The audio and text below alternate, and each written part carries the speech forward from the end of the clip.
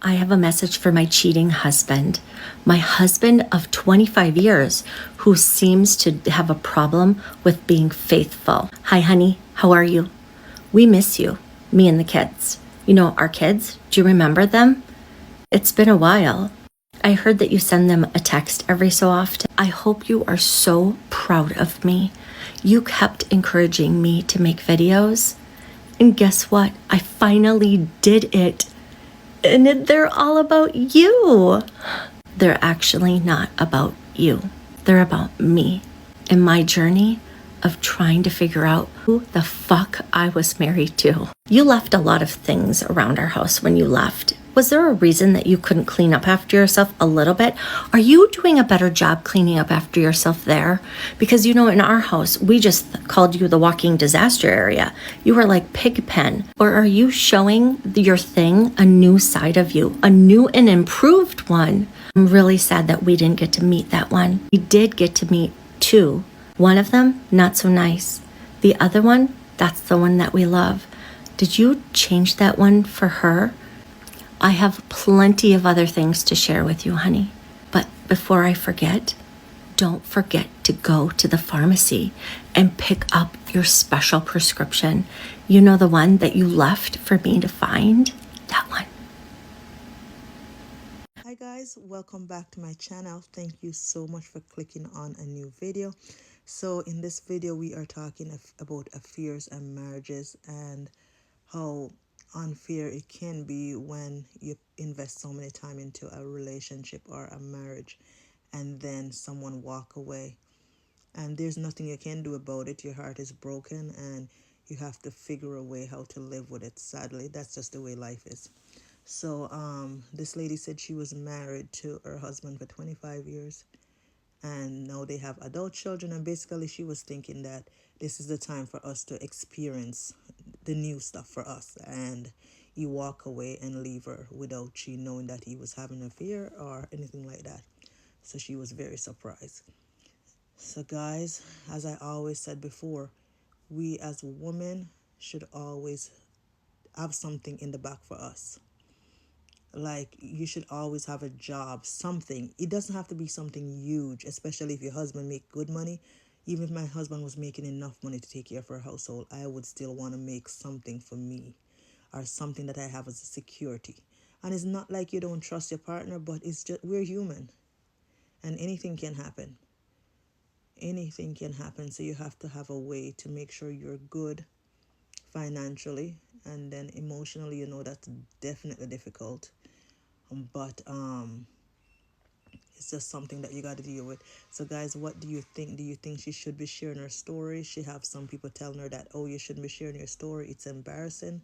But seriously, who do you talk to? Because as she said, her husband used to gaslight her.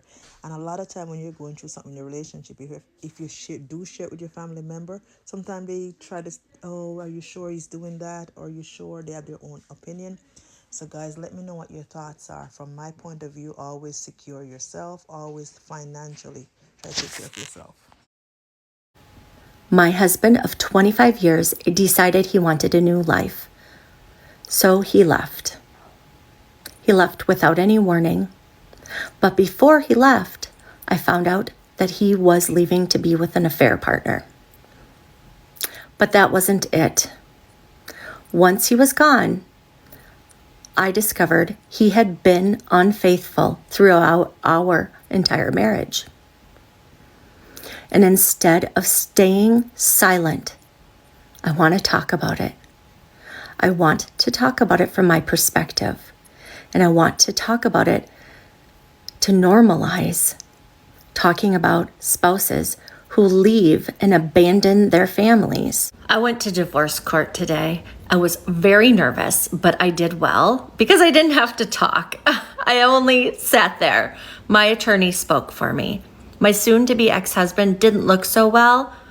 He doesn't look well at all compared to what he normally looks. This court date was not supposed to have happened. Technically, it shouldn't have had to have happened because we should have been able to figure everything out in mediation, which was scheduled for the end of October, of which we had to cancel because he has yet to provide any financial documents. any. He just simply doesn't provide anything. The judge got after him and told him that he needs to step up and provide financial documents. He tried to claim, well, because I'm not having an attorney, then I just didn't know. You know, he's smart. You also are literally sleeping with an attorney, mister. Come on, we're not that dumb. Unbelievable. He can play dumb all he wants, but we see through him. Note to self, don't mess around with the judicial system. If you want out of your marriage, you can do it in so many better ways than what my soon-to-be ex-husband is doing. Hey, this goes out to all the pity party watching people. Enjoy. Buckle up, Buttercup, because I'm ready to share the gossip about me. If you're not familiar, my husband of 25 years left to be with his current affair partner. I'm putting my life back together, and part of my journey has been sharing what it feels like to go through betrayal trauma.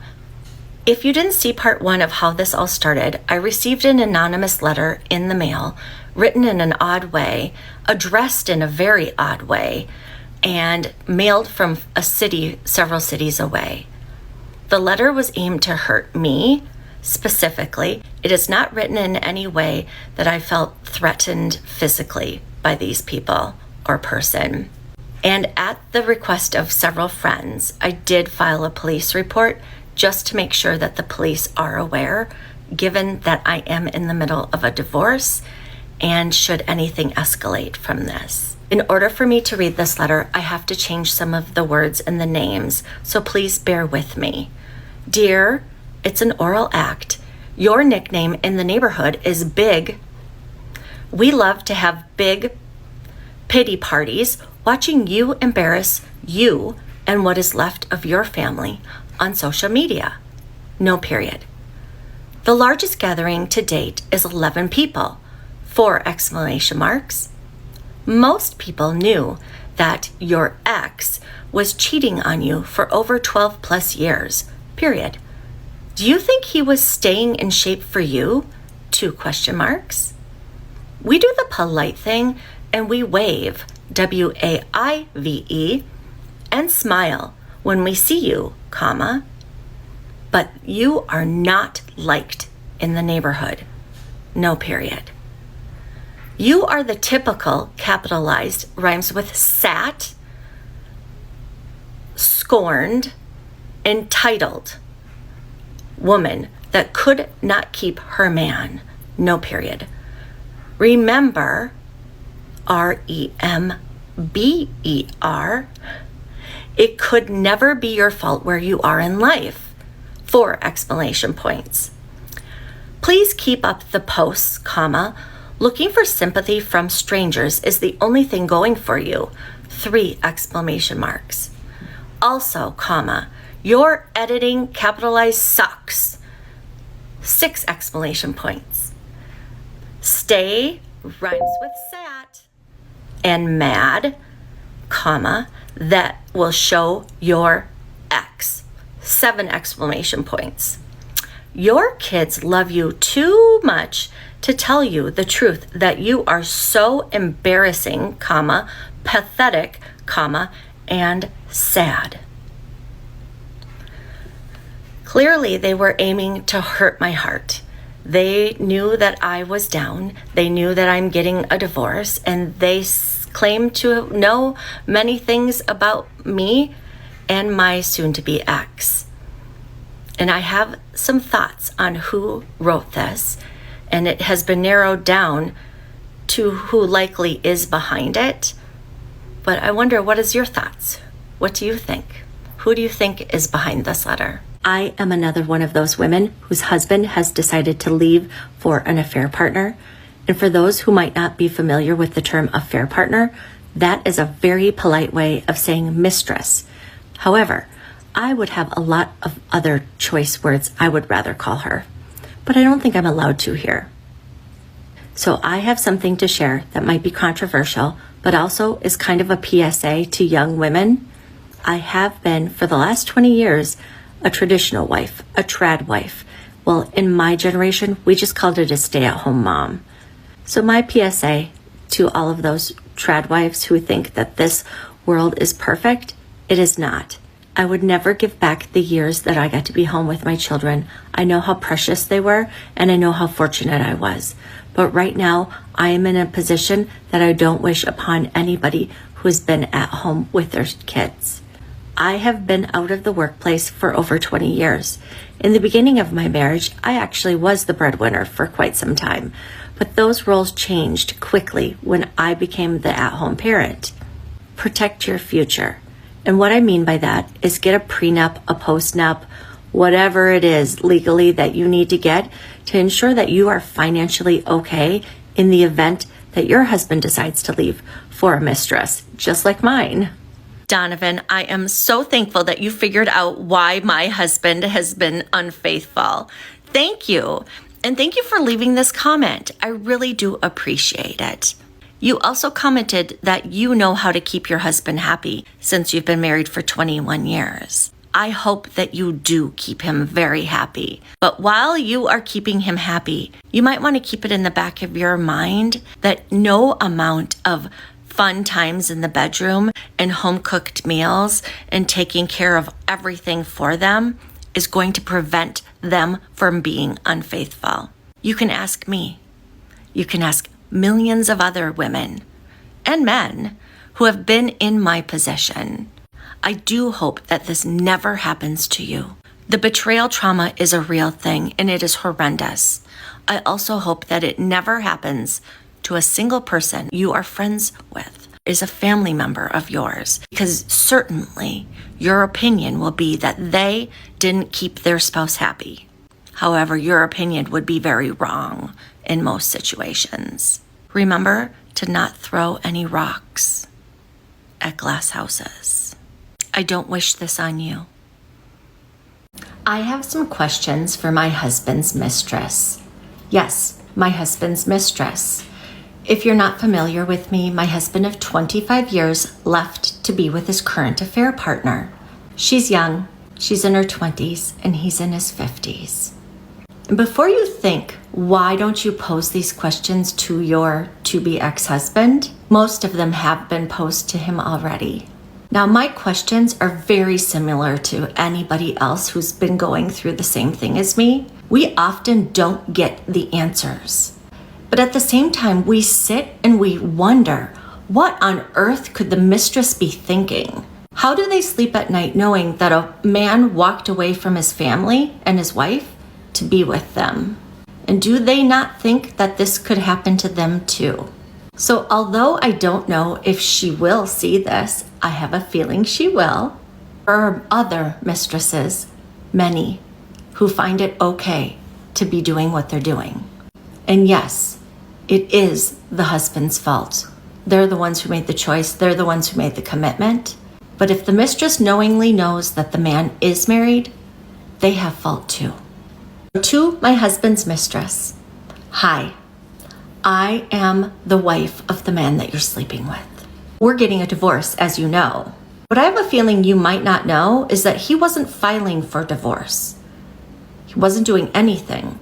I had to go and file for divorce, even though he was the one who walked away, who walked out on his family and did not look back. It's not normal for a husband and a father to just walk out and not look back. Do you ever think about how many times he's seen his children? Truly, how many times has he seen his kids? How often does he talk to them? I can count on one hand the amount of times he's seen them since he walked out the door. One hand in 9 months. They also hear from him very little. He has no interaction with his kids anymore. He doesn't know what's going on in their lives. Does that not strike any nerve with you? Does that not feel weird to you? You see, to me, if I was with a man who had a wife and kids, I would really wonder why in the world he is estranged from his children. It's one thing to be estranged from the wife, to go to my bed, our bed, to your bed. But it's a whole nother thing to ignore your kids. He used to have the mindset that he wanted our kids to have everything possible that we could provide them. Suddenly, that's changed. Suddenly, we're hearing, you're adults now. You go be on your own. Isn't that interesting how that changed? Our kids are young adults. They are in college, and they are very much still under our roof, my roof now, and on our payroll, per se. Did you know that he didn't once tell me that he was unhappy? Not once. Everything was perfect. Clearly it wasn't. He did a really good job gaslighting and manipulating me. That's a whole nother story for later. But that wasn't the first time he gaslit or manipulated me about having an affair. You see, he has been unfaithful before, and I knew of one specific situation that we worked through. But then there were others, a lot of others. And much of that I learned after he left our home. Have you guys had that conversation? What makes you think that he won't do this to you? I'd love to understand why a woman in her 20s would want to be with a man in their 50s. What possible connection could you have with somebody who's nearly double your age? You know, at your age, I was married to him and we had our first child. Yes, I had our first child, the one who you haven't met, not the one that he forced to meet you, manipulated actually to meet you, who you both made extremely uncomfortable. Thanks, was very kind of you. No, the other one. And we'll talk more about that one later. But in all honesty, Miss Participant in being a homewrecker, you can have him. I never begged him to stay, nor do I want him to stay. And I have a few more questions for you, so there'll have to be a part 2. I just hit 35,000 followers and 6.5 million views here. I don't even understand how this happened. I set out to share my story, to share my journey, to show people what it really feels like and looks like to be betrayed by your spouse, what it does to a family, the trauma it causes. I told myself, if I could just impact one single person's life, it would be worth me airing everything. I was completely broken. I didn't feel there was anybody that understood what I was going through. Yet there are so many of us, too many of us. There have been an incredible amount of people who have reached out and they've shared their stories with me. I am honored that you have trusted me with your stories. I'm honored that you cheer each other on and you cheer me on. I wouldn't be this far in my healing process if it wasn't for this platform. The number one comment that I get negatively is move on. And I generally combat it with, I am. If you watched this video, I am. Thank you for being part of my journey. And thank you for being part of so many other people's journeys. I feel like I am one of the most fortunate people to have this community cheering me on. Truly, I'm fortunate.